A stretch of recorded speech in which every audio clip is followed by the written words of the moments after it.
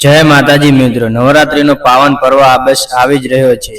આ એ સમય છે જ્યારે બ્રહ્માંડની તમામ શક્તિઓ જાગૃત હોય છે અને માં દુર્ગા પોતાના ભક્તોના કષ્ટ હરવા પૃથ્વી પર પધારે છે। આપણે સૌએ ઘરની સાફ સફાઈ કરીએ છીએ, માતાજીના ગરબા લાવીએ છીએ અને દીવા પ્રગટાવીએ છીએ। પણ મિત્રો, શું તમે જાણો છો કે પુરાણોમાં એક એવી કથા છે જે દર્શાવે છે કે અજાણતામાં કરેલી એક ભૂલ તમારા ઘરમાંથી માતા લક્ષ્મીને કાયમ માટે વિદાય આપી શકે છે। જ્યારે દેવો અને દાનવો વચ્ચે સમુદ્ર મંથન થયું ત્યારે તેમાંથી 14 રત્નો નીકળ્યા હતા। તેમાં સાક્ષાત માતા લક્ષ્મી પણ સમુદ્રમાંથી પ્રગટ થયા હતા। પણ શું તમે એ નોંધ્યું છે કે સમુદ્રમાંથી જ બીજી એક એવી વસ્તુ મળે છે જે આપણા રસોડાનો જીવ છે। આ એ જ વસ્તુ છે જેનો સીધો સંબંધ માતા લક્ષ્મી સાથે છે। નવરાત્રિ શરૂ થતા પહેલા જો કોઈ પણ વ્યક્તિ, પછી ભલે તે તમારો પાડોશી હોય કે કોઈ સગું, તમારી પાસે આવીને આ વસ્તુ માગે તો તેને ક્યારે ના આપતા। કોઈ ગમે તેટલો કરગરે પણ સ્પષ્ટ ના પાડી દેજો, નહીંતર તમારું ઘર કંગાળ થઈ જશે।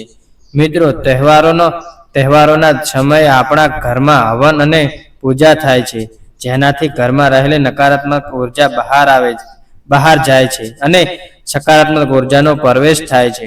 નવરાત્રિ પહેલાનો સમય એટલે કે પિતૃપક્ષ પૂરો થવાનો અને માતાજીના આગમનનો સમય। આ સંધિકાળમાં ખરાબ શક્તિઓ પણ સક્રિય હોય છે।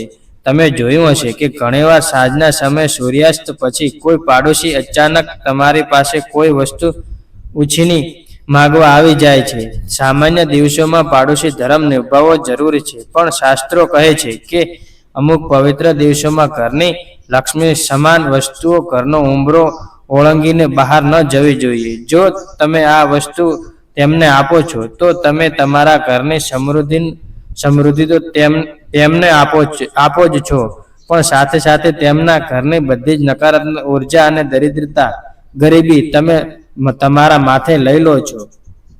તો હવે ધ્યાનથી સાંભળો, સમુદ્ર મંથન અને માતા લક્ષ્મી સાથે જોડાયેલી તે વસ્તુ છે તમારા રસોડાનું મીઠું એટલે કે નમક। હા મિત્રો, મીઠું જ્યોતિષશાસ્ત્ર અને શાસ્ત્રમાં મીઠાને શુક્ર અને ચંદ્રનું પ્રતીક માનવામાં આવે છે। શુક્ર ગ્રહ એ ભૌતિક સુખ, ધન અને સમૃદ્ધિનું કારક છે।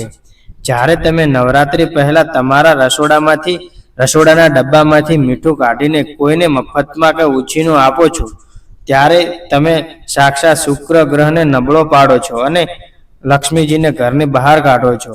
આ ઉપરાંત મીઠાની અંદર એક જ જબરજસ્ત શક્તિ હોય છે, તે કોઈ પણ નકારાત્મક ઉર્જાને ખેંચી લે છે। જ્યારે કોઈ વ્યક્તિ તમારી પાસે મીઠું માંગવા આવે છે અને તમે તેને હાથોહાથ મીઠું આપો છો, ત્યારે ઉર્જાનો આદાન પ્રદાન થાય છે। તેમના ઘરની નકારાત્મક તમારા ઘરમાં પ્રવેશી શકે છે। માટે જ નવરાત્રિ જેવા પવિત્ર દિવસોમાં અને તે પહેલા ક્યારેક કોઈને મીઠું ઉછીનું ન આપવું। જો કોઈએ ખૂબ જ જરૂર હોય તો દુકાનેથી નવું પેકેટ લાવીને આપો, પણ ઘરના વપરાશના ડબ્બામાંથી ક્યારેય નહીં। મીઠાની સાથે સાથે બીજી એક વસ્તુ છે જે નવરાત્રિની સફાઈમાં સૌથી વધુ વપરાય છે, અને તે છે તમારા ઘરની સાવરણી, ઝાડુ।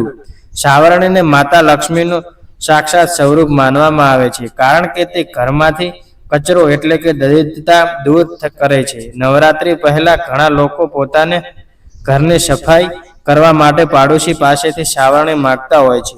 મિત્રો, ભૂલથી પણ તમારા ઘરની વપરાયેલી સાવરણી કોઈ બીજાને તેમનું ઘર સાફ કરવા માટે ન આપતા।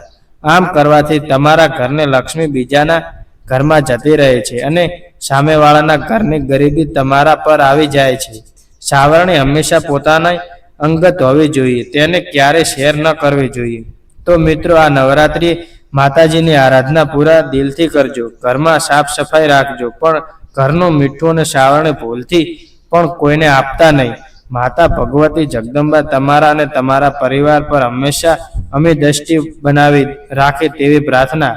જો તમને આ ધાર્મિક માહિતી પસંદ આવી હોય તો કોમેન્ટમાં પૂરા ભાવથી જય માતાજી જરૂરથી લખજો। વિડીયોને એક લાઈક આપજો અને શેર કરજો, જેથી બીજા ભક્તો પણ આ માહિતી જાણી શકે।